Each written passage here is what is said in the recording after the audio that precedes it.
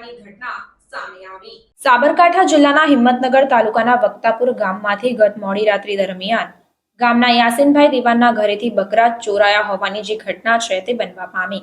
હિંમતનગર ગ્રામ્ય પોલીસ સ્ટેશનને ઘટનાની જાણ થતાં તાત્કાલિક પોલીસ બનાવ સ્થળે પહોંચી હતી અને સીસીટીવી ફૂટેજની તપાસ કરતા સફેદ રંગની 4-વ્હીલર કાર નજરે પડી હતી। ત્યારે સીસીટીવી ફૂટેજ અને ભોગ બનનારની અરજીના આધારે ગ્રામ્ય પોલીસ સ્ટેશન દ્વારા તપાસનો ધમધમાટ શરૂ કરાયો।